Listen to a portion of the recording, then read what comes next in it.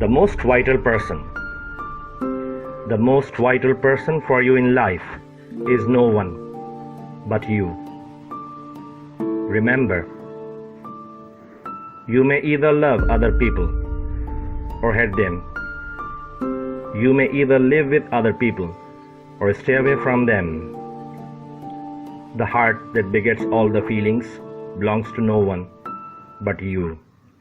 The mind that makes all the plans belongs to no one but you.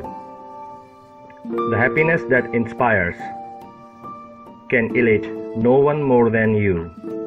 The sorrow that nags can grieve no one more than you. People can't make you happy until you let them. People can't hurt you until you let them. People can't force you to follow a path until you let them. People can direct your thoughts and preferences until you let them. The deeds that may lead you to get eternal rewards or penalty can be committed by no one but you.